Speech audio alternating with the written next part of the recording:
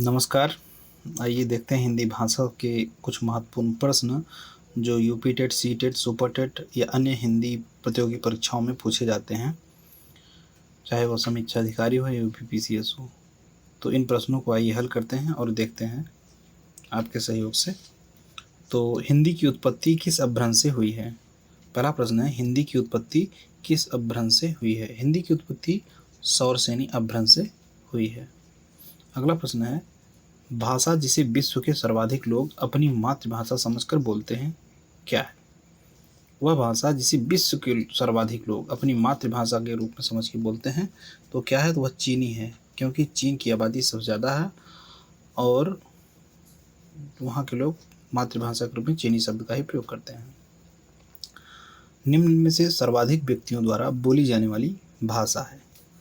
निम्न में से सर्वाधिक व्यक्तियों द्वारा बोली जाने वाली भाषा मंदारिन है। अगला प्रश्न है कि संसार की भाषाओं में हिंदी का कौन सा स्थान है? विश्व में सभी भाषाओं में हिंदी का कौन सा स्थान है? तो हिंदी का दूसरा स्थान है। पहले स्थान पर चीनी है, दूसरे स्थान पर हिंदी है। आबादी की दृष्टि से अगर देखें तो चीन के बाद हिंदुस्तान का ही स्थान है। अगला प्रश्न है, हिंदी किस परिवार की भाषा है? तो जो भी निकलता है वह किसी परिवार से निकलता है, तो हिंदी भारोपी परिवार की भाषा है। अगला प्रश्न है, प्राकृतिक भाषा या प्राकृत भाषा से क्या आशय है? तो प्राकृत भाषा से आशय है संस्कृत से पूर्व की भाषा। जो संस्कृत के पूर्व रही है वह प्राकृत भाषा थी। अगला प्रश्न है, प्रथम प्राकृतिक किस भाषा को कहा जाता है? प्रथम प्राकृत किस भाषा को कहा जाता है? तो प्रथम प्राकृत पाली भाषा को कहा जाता है। अशोक ने अपने सभी अभिलेखों में एकरूपता हेतु किस प्राकृत का प्रयोग किया था? अशोक ने अपने सभी अभिलेखों में एकरूपता के लिए किस प्राकृत का प्रयोग किया था? तो वह थी मागधी। मागधी लोक जन की भाषा थी और उसने बौद्ध धर्म के प्रचार हेतु लोक जन की ही भाषा जो मागधी थी उसी का प्रयोग किया था। अगला प्रश्न है, पूर्वी हिंदी किस अपभ्रंश से निकलती है? पूर्वी हिंदी किस अपभ्रंश से निकलती है? तो पूर्वी हिंदी अर्धमागधी अपभ्रंश से ही निकलती है। अवधि का आविर्भाव कब से कब माना जाता है? तो अवधि का आविर्भाव ईसवी सन की 10वीं शताब्दी से माना जाता है। अवधि के लेखकों में मलिक मोहम्मद जायसी, कुतुबन, तुलसीदास आदि प्रसिद्ध विद्वान हुए हैं। अगला प्रश्न देखते हैं कि बिहारी, बंगाली, उड़िया, असमिया भाषाओं का विकास निम्न में से किस अपभ्रंश से हुआ है? बंगाली, बिहारी, उड़िया, असमिया इन भाषाओं का विकास किस अपभ्रंश से हुआ है? तो मागधी अपभ्रंश से इन जो है भाषाओं का विकास हुआ है। अगला प्रश्न देखें कि ब्रज भाषा का विकास किससे हुआ है? ब्रज भाषा का विकास किससे हुआ है? तो ब्रज भाषा का विकास सौरसेनी अपभ्रंश से हुआ है, क्योंकि यह हिंदी की एक बोली है और हिंदी की उत्पत्ति सौरसेनी अपभ्रंश से ही हुई है। हिंदी की विशिष्ट बोली ब्रज भाषा किस रूप में सर्वाधिक प्रसिद्ध है? तो वह काव्य भाषा के रूप में प्रसिद्ध है, जिसके प्रमुख कवि सूरदास जी रहे हैं। हालांकि तुलसीदास जी ने भी विनय पत्रिका ब्रजभाषा में ही लिखी है, लेकिन इसके प्रसिद्ध कवि सूरदास जी हैं। सूरदास की जो रचनावली है, सूरसागर, सुरसारावली आदि।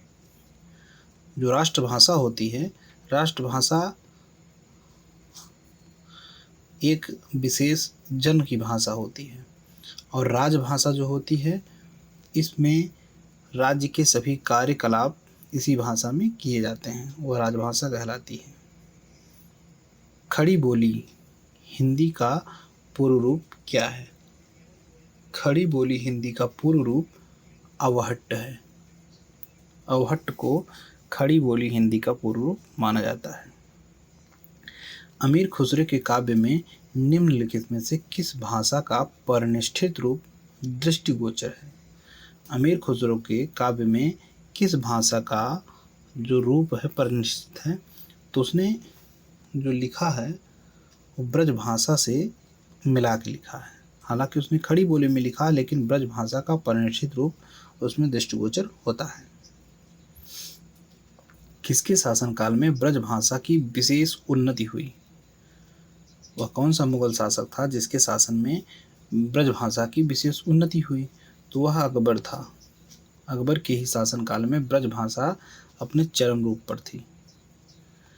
निम्न में से किस बोली का अपना कोई साहित्य नहीं है? कौन सी वह बोली है जिसका कोई साहित्य नहीं है? तो वह बघेली है। हालांकि ब्रज भाषा, अवधी, कुमाऊनी तीनों में हर प्रकार के साहित्य मिल जाते हैं, बघेली भाषा में साहित्य नहीं मिलते हैं। पूर्वी हिंदी की बोली है। पूर्वी हिंदी की बोली है तो पूर्वी हिंदी की बोली बघेली है। अपभ्रंश और हिंदी के बीच के समय को क्या कहते हैं? अपभ्रंश और हिंदी के बीच के समय को संक्रमित काल कहते हैं। या कोई भी समय हो, अगर किसी के बीच का होता तो उसे संक्रमित काल ही कहा जाता है। अगला प्रश्न है, सामान्य हिंदी में हिंदी के अंतर्गत कितनी बोलियां हैं? सामान्य हिंदी में हिंदी के अंतर्गत कुल कितनी बोलियां हैं? तो सामान्य हिंदी में हिंदी के अंतर्गत कुल 18 बोलियां बोली जाती हैं। 5 भाग में 18 बोलियां हैं। काव्याभिव्यक्त के रूप में उर्दू का प्रयोग करने वाला पहला लेखक कौन था? काव्याभिव्यक्त में उर्दू का प्रयोग करने वाला पहला लेखक कौन था? तो वह था अमीर खुसरो। हिंदी की राजभाषा क्या है? कश्मीर की राजभाषा क्या है? तो कश्मीर की अपनी राजभाषा उर्दू है। वहाँ उर्दू राजभाषा के रूप में प्रचलन में है। तो उर्दू किस भाषा का शब्द है? उर्दू तुर्की भाषा का शब्द है। अगला प्रश्न है कि निम्न मुसलमान विद्वानों में हिंदी साहित्य के लिए किसका सबसे अधिक महत्वपूर्ण योगदान रहा? तो सबसे अधिक जो महत्वपूर्ण योगदान रहा वो था अब्दुल रहीम खान खाना अर्थात रहीमदास जी का। रहीमदास जी नीति के वचन, रहीम रत्नावली आदि लिखे हैं और सबसे ज़्यादा हिंदी साहित्य में रहीमदास जी का ही स्थान है। पुष्टि मार्ग के दर्शन का प्रारंभ किसने किया था? पुष्टि मार्ग के दर्शन का प्रारंभ वल्लभाचार्य ने किया था। अगला प्रश्न है, हिंदी का प्राचीनतम रूप मिलता है।